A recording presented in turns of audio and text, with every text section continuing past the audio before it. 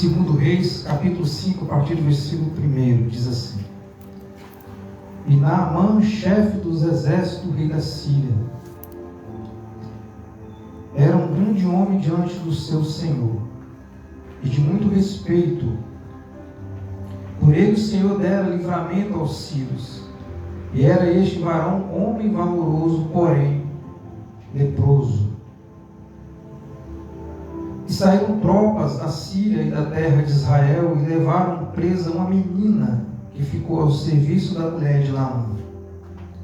E disse esta a sua senhora: Oxalá que meu senhor estivesse diante do profeta que está em Samaria, ele o restauraria da sua lepra. Então entrou Naamã e o notificou o seu senhor, dizendo: assim e assim falou a menina, que é da terra de Israel. Então disse o rei da Síria: vai, anda, e enviarei uma carta ao rei de Israel. E foi e tomou na sua mão 10 talentos de prata, e 6.000 ciclos de ouro, e 10 mudas de vestidos.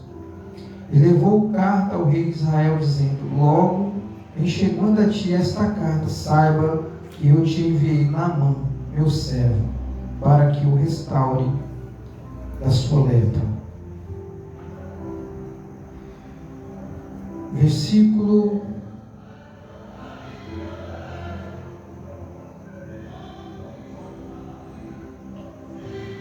14, diz assim: então desceu e mergulhou no Jordão 7 vezes, conforme a palavra do homem de Deus, e a sua carne tornou como a carne de um menino, e ficou purificado. Até aqui, Senhor Espírito Santo, fala conosco, Pai, através dessa palavra. Coloco tudo diante do Senhor, na tua presença. Pai, nossos corações necessitam, Pai, de ouvir um renovo. Nosso coração também precisa de restauração, de conserto. Tira, Pai, todo orgulho. Limpa, Senhor, os nossos ouvidos, os nossos olhos, para enxergar e ouvir a tua palavra. Em nome de Jesus. Esse é um texto muito conhecido. Fala de Naamã. E a Bíblia ela dá uma ênfase sobre quem era Naamã. Um homem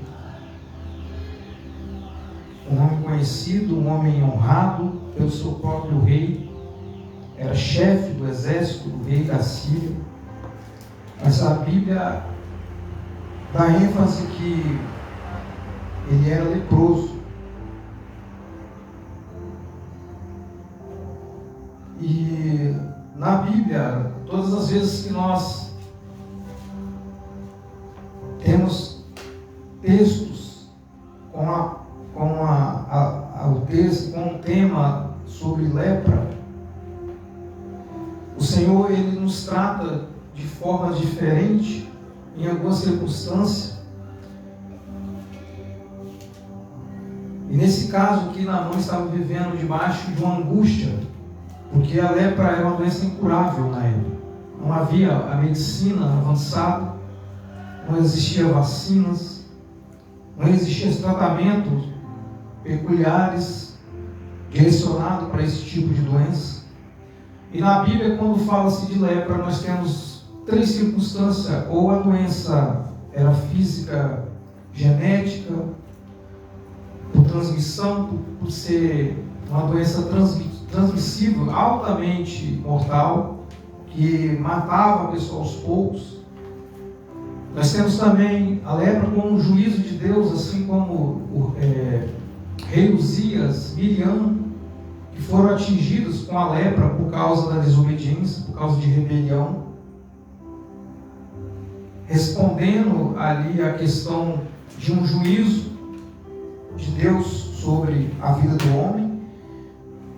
Mas também nós temos a lepra tipificando o pecado do homem. O pecado na vida do homem causando destruição, e essa destruição ela vem aos poucos. Por que a lepra aqui, direcionada para nós, direcionada para o nosso coração, fala do pecado, fala daquilo que nos consome, que aos poucos vai nos trazendo morte física e morte também espiritual. Porque a lepra era identificada como uma doença silenciosa, mas muito perceptível. Porque quando a lepra ela tomava o corpo do homem, e um dos principais pontos que a lepra era identificada no corpo do ser humano na época, nos tempos bíblicos, era que a região onde a lepra ela estava no organismo da pessoa, a pessoa ficava insensível, não tinha sensibilidade. E uma forma de identificar, muitas vezes, às vezes, as pessoas na cozinha fazendo alimento, preparando alimento, elas se queimavam, mas não sentiam dor. Ou até mesmo se machucavam e também não sentiam dor. E a região onde a lepra estava instaurada, ela necessitava de uma identificação. E o sacerdote, como autoridade sanitária, o sacerdote, ele identificava e diagnosticava, porque o sacerdote ele tinha estudos específicos voltados para isso. Ele tinha preparo científico também para isso. Por isso que ele se preparava durante um tempo para poder identificar a lepra. Mas aonde eu quero chegar não é dando ênfase na doença como si, mas dando ênfase como a lepra, como um pecado na vida do homem. Por que lepra como pecado na vida do homem? Porque o pecado, a princípio, ele é bom, ele é satisfatório. Até por circunstância, alguns tipos de pecado levam o homem a ter um momento de angústia e tristeza. Mas chega no momento que esse efeito do pecado na vida do homem, ele leva o homem a perder a sensibilidade. E o fato dele perder a sensibilidade, ele se torna um escravo do pecado. E o pecado vai destruindo a sua vida, vai tirando a sua vida plena no espírito. Porque assim como lá no Antigo Testamento, Adão e Eva pecam e ele é destituído da glória, eles são contaminados pelo pecado. E ali, espiritualmente, eles morrem, eles perdem a sensibilidade, eles perdem a comunhão com Deus. Quando Deus chega no jardim, a pergunta que Deus faz, pergunta a Adão: Adão, onde tu estás? Onde está você, Adão? Por que Deus fez essa pergunta para Adão? É simples. Porque quando nós pecamos, nós nos afastamos, nós nos escondemos do Senhor. Deus sabia. Deus teria perguntado para Adão: Adão, o que você fez? Não, ele disse: Adão, onde você está? E Adão: Senhor, eu comi do fruto e eu estou escondido porque os meus olhos se abriram e eu percebi que eu estava nu. E assim o homem é levado a uma escravidão espiritual, a uma morte espiritual. Porque o pecado é assim: você começa a pecar, isso se torna prazeroso, isso se torna costumeiro, uma prática de costume diária. E aí isso nos leva a entender que o homem ele precisa voltar a ter sensibilidade. Mas para que o homem possa voltar a ter sensibilidade, é necessário que haja obediência, é necessário que haja reverência, é necessário que haja a remissão do pecado através da confissão, entender que o homem é pecador, que ele precisa do Senhor para que ele possa ser restaurado. Voltando para o texto de Naamã. Naamã era um homem importante, era um homem conhecido, era um homem de guerra, um general, um chefe do exército do rei da Síria. Para quem conhece o rei da Síria, ele era um reino poderoso, o reino da Síria. Só que o fato de Naamã estar com lepra não tirou ele do cargo. Existe circunstância que o homem vai deixar que você continue no pecado, fazendo as coisas que você fazia de costume. E às vezes com a armadura que Naamã estava vestido, a lepra ela não aparecia, ela não era visível. Até certo ponto, porque quando ela está no começo, ela não aparece. Ela está escondida. Mas chega no momento que essa lepra vai começar a se espalhar pelo corpo. A lepra, assim como escrito está na Escritura, em vários locais da Escritura, não com um diagnóstico tão preciso como a medicina tem hoje, mas ela destrói as cartilagens. Onde existe cartilagens, dedos, a ponta dos dedos, a unha, cartilagem, nariz, orelhas. Quando ela começa na face, ela destrói as suas articulações, e aí a pessoa vai destruindo também os nervos, né? Nas partes inferiores, né? A ponta dos dedos, joelhos, e assim ela vai destruindo o ser humano, vai fazendo com que o ser humano se torne um ser que não tem valor perante o homem, e ele era excluído da sociedade. A lepra, assim tipificando o pecado, além de nos afastar de Deus, também tira também a nossa identidade em Deus. Existia circunstância em que a pessoa ela era levada ao leprosário, e ali ela ficava separada, onde só tinham pessoas com o mesmo tipo de doença. Mas existia também aqueles que também não aceitavam, e aqueles também que eram criticados, e eles eram jogados para fora das cidades, porque você constatado a lepra, a pessoa ela era considerada uma pessoa impura, e ela era literalmente banida da sua família, do seu convívio social, do seu meio religioso, e ela era abandonada. Às vezes, quando não se tinha local para ficar, eles se alojavam em cavernas, e ali até vinha óbito.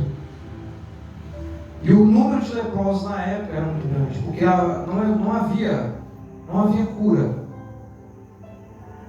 Hoje se tem a medicina, um avanço tecnológico, estudos científicos aprofundados para resolver isso.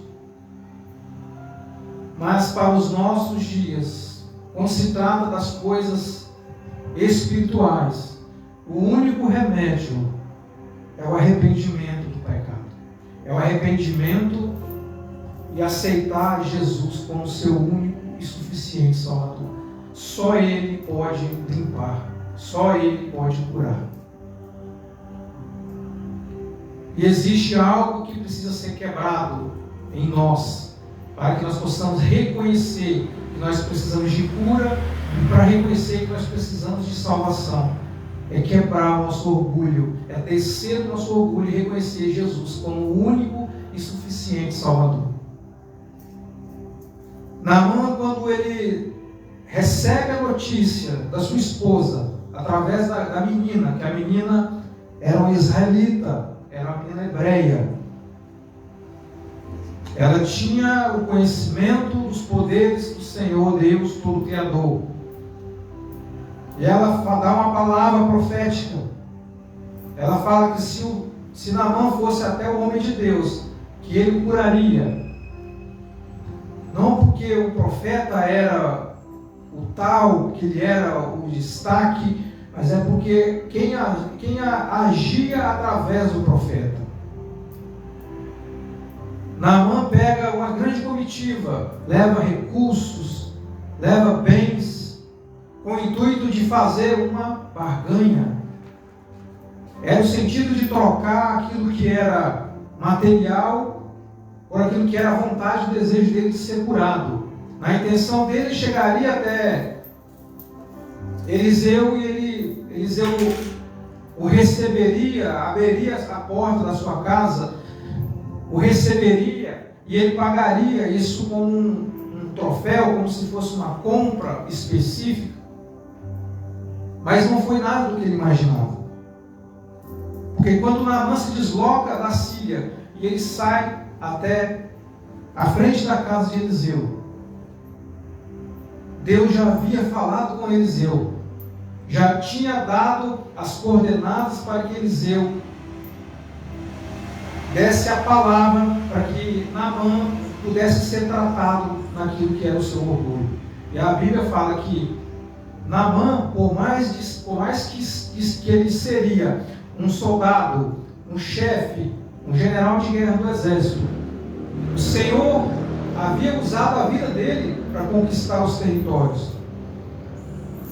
Deus tem um projeto na vida do pecador. Deus dá livramento para aquele a qual ele deseja alcançar de uma forma específica.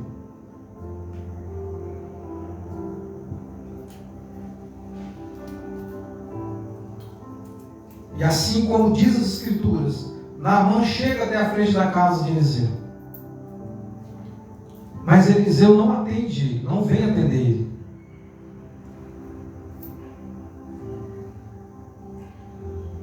Assim como está no versículo 9.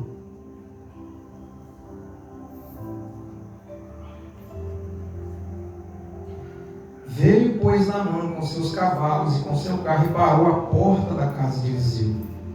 Então Eliseu lhe mandou um mensageiro dizendo: vai e lava-te 7 vezes no Jordão, e a tua carne te tornarás e ficarás purificado.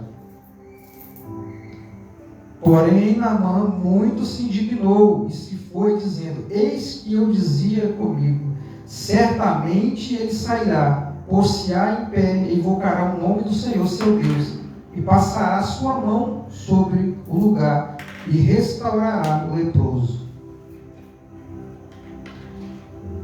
E aqui Deus já começa a tratar. Deus já começa a tratar com o orgulho de Naamã. Porque aos olhos de Naamã, essa palavra profética de Eliseu, para ele não serviu. Era necessário que o profeta orasse por ele, pusesse as mãos sobre ele, para que ele pudesse ser curado. Mas Naamã, a Bíblia fala que ele ficou irado, ele ficou nervoso, porque o fato dele ser um homem importante, o fato dele ter levado muitas riquezas, muitos materiais, para que pudesse ser abençoado pelo profeta, o profeta não o recebeu. Isso para a nossa vida, para a nossa vida espiritual, é algo tão profundo, porque muitas vezes nós achamos que nós podemos trocar, fazer uma barganha com o Senhor. E as coisas não são assim. Por muitas vezes eu já ouvi pessoas dizer: eu preciso fazer algo porque eu quero receber algo de Deus. Eu preciso pagar algo para receber algo de Deus. É válido? Sim, é válido.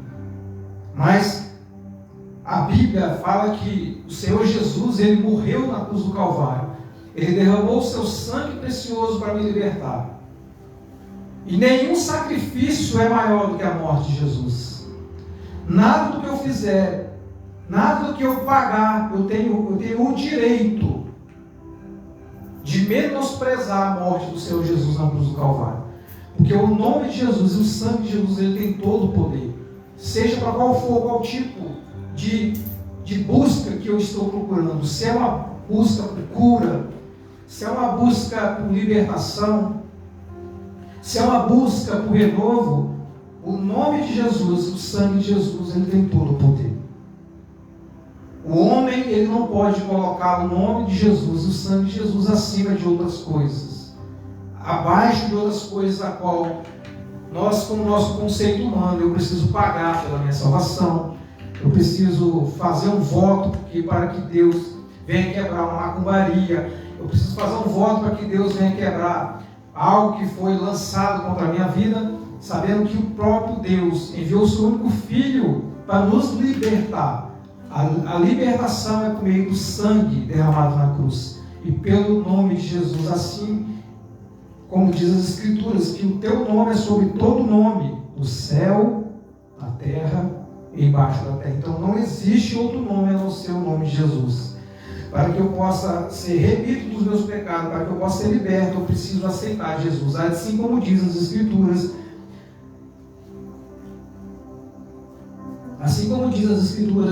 ninguém vem ao Pai senão por mim.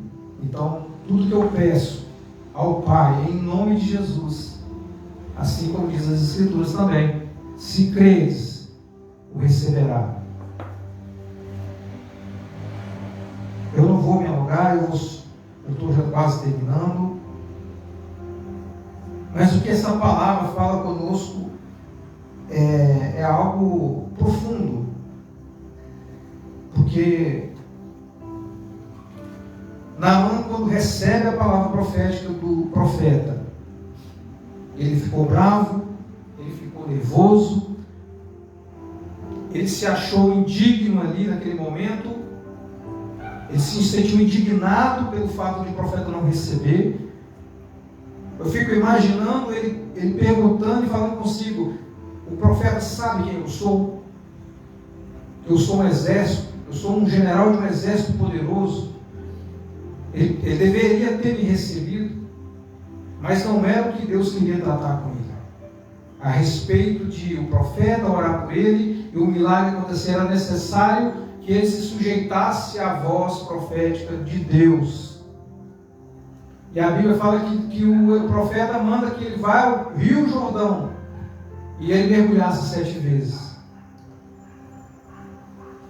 Mas ele se indigna novamente porque o Rio Jordão, segundo a geografia, né, ele é um rio de água barrenta, é um rio de água suja, porque alguns rios alimentam o Rio Jordão, alguns córregos e afluentes vão até o Rio Jordão, e a água é uma água suja, escura.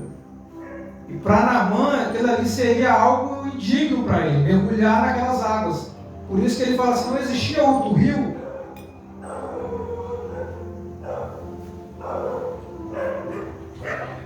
Ele diz assim, versículo 12: não são porventura Abana e Farpá, os rios de Damasco, melhores do que todas as águas de Israel?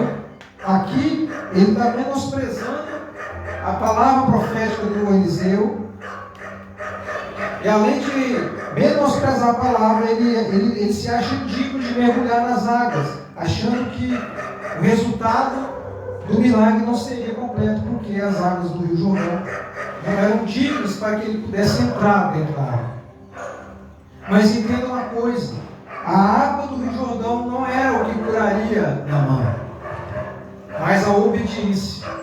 A obediência de Naamã é que curaria. Então, a água do Rio Jordão, ela não tinha essências medicinais, ela não tinha partículas medicinais que curaria a lepra. Mas é o fato de Naamã mergulhar 7 vezes. Isso sim seria um fato de obediência, um propósito de obediência a Deus para que a cura fosse estabelecida sobre a vida dele. Então ele desiste naquele momento. E a palavra fala que ele pega sua comitiva e está retornando para onde ele veio, de onde ele veio. Só que um dos seus soldados, do pessoal que estava na sua comitiva, fala com ele, dá uma palavra para ele, para que ele possa refletir, assim como está no versículo 13. Então chegaram-se a ele os seus servos e lhe falaram e disseram: meu pai, se o profeta te dissera alguma grande coisa, porventura não a farias? Quanto mais dizendo-te ele: lava-te e ficará purificado.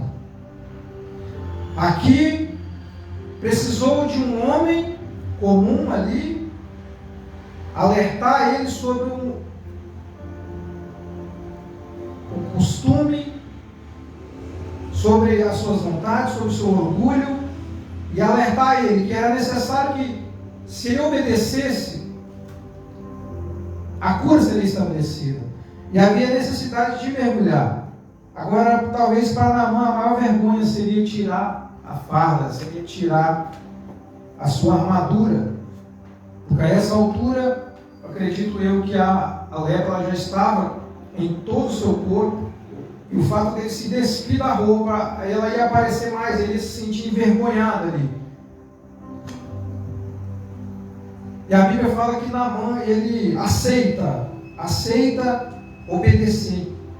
Aceita obedecer e aceita quebrar o seu orgulho.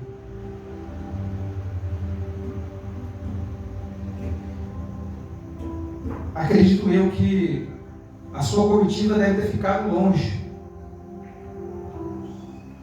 da margem do rio. E certamente ele não ia querer que a equipe, que a comitiva que estava com ele, o visse naquela situação. E é assim o pecado na vida do homem.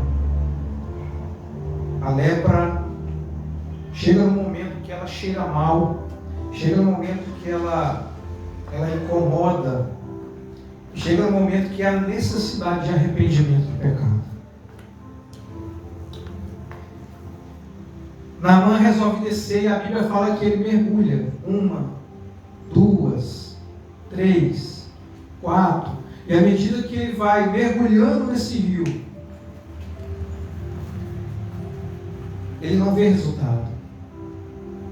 Eu fico imaginando o coração de Naamã olhando e achando que já nos primeiros mergulhos ali, nas primeiras descidas que ele deu, a lepra seria instantaneamente curada. Mas não foi isso que aconteceu. O cumprimento da palavra profética dada por Eliseu, por meio do Senhor, é que ao mergulhar 7 vezes ele seria purificado. Deus estava testando Naamã para que ele, se ele cumprisse e fosse obediente, o seu orgulho fosse quebrado por mergulhar no Rio Jordão. Era um rio sujo, a água turva, mas a obediência traria bênção para a vida dele. E assim, o que mais impede o homem de alcançar o milagre é o orgulho, é não querer deixar a sua carga, é não deixar querer que o Senhor venha tratar com o seu coração, porque o seu espírito está sujo, o seu corpo está sujo. Porque assim como Paulo fala, que quando nós estávamos no pecado, nós éramos trevas. Nós não estávamos em trevas, nós éramos trevas porque o pecado nos destituiu da glória e da presença de Deus. E quando ele deu o 7º mergulho, o milagre aconteceu. Quando ele levantou, a Bíblia, a palavra fala que ele foi purificado. E além dele ser purificado, a sua pele foi totalmente renovada. O que é isso? Quando eu me arrependo, quando eu desço, quando eu estou imergindo nas águas, por obediência, por arrependimento, é como se eu tivesse nascido de novo. Porque a Bíblia fala que a pele dele ficou como a pele de uma criança.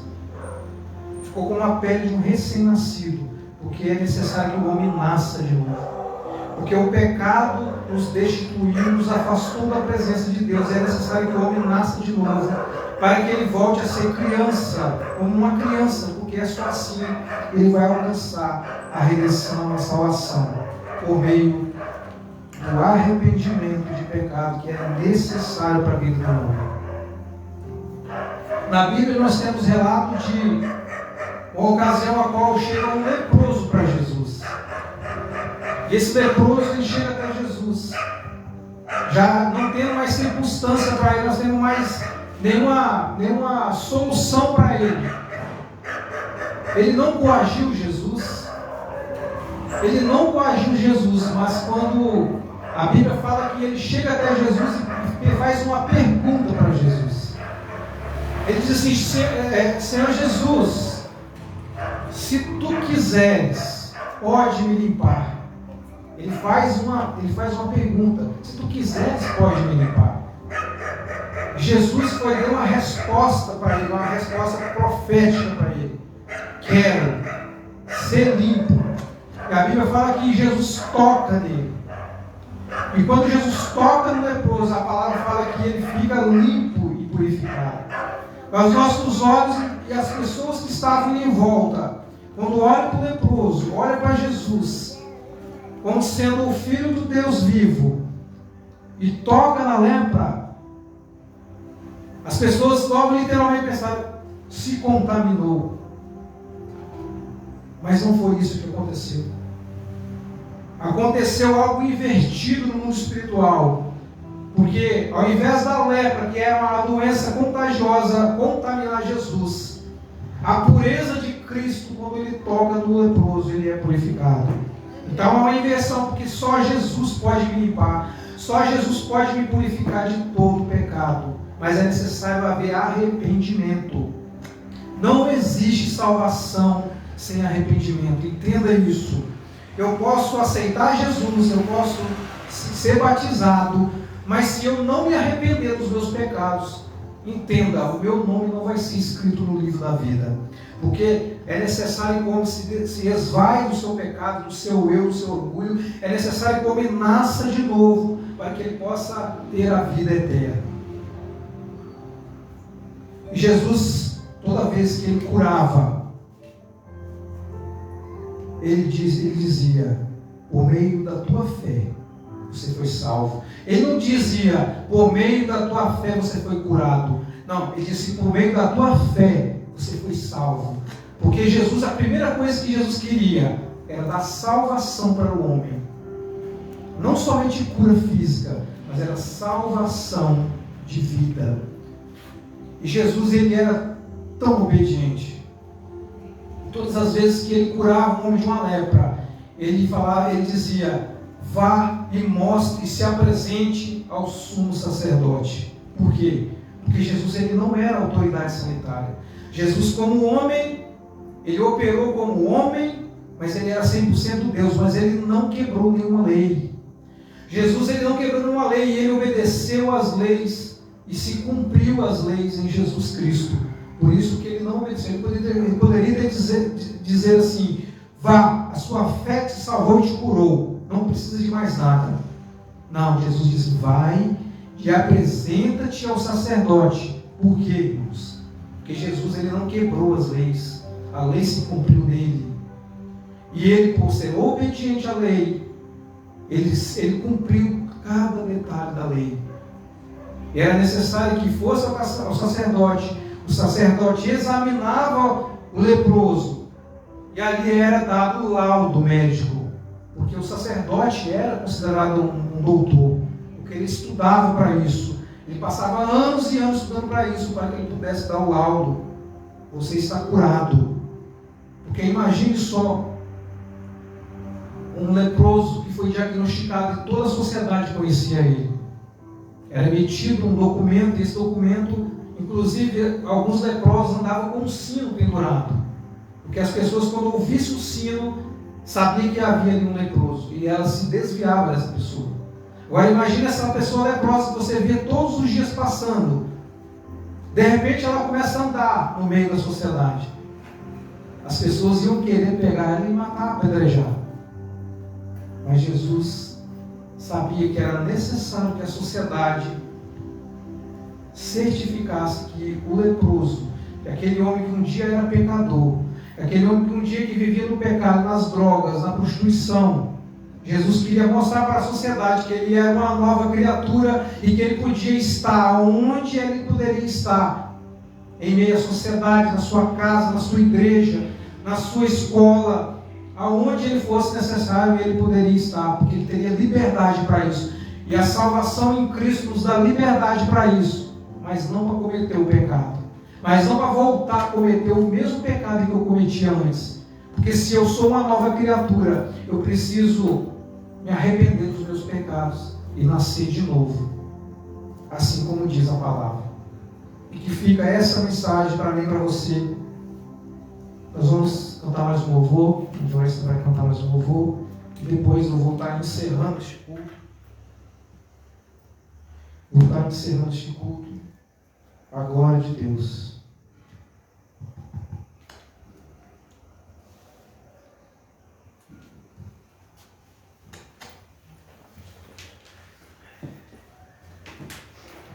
Aleluia, Jesus.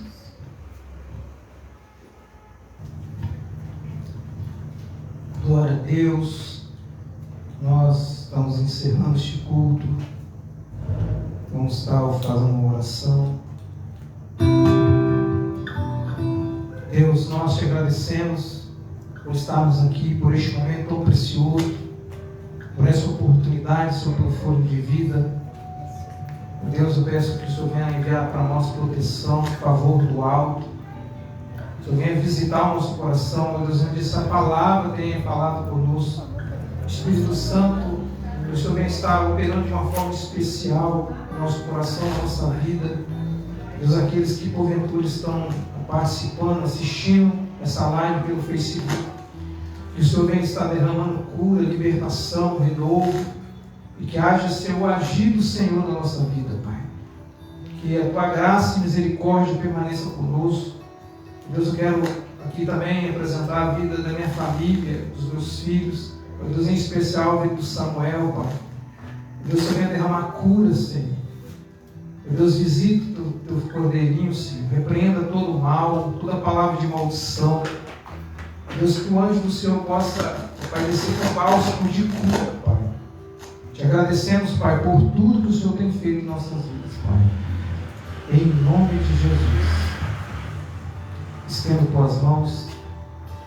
Que a graça do nosso Senhor Jesus, o amor de Deus, o nosso eterno Pai, as doces e eternas consolações do nosso amado, amigo e querido Espírito Santo, seja com cada um, até a volta gloriosa do Senhor Jesus. E todos digam amém. Amém.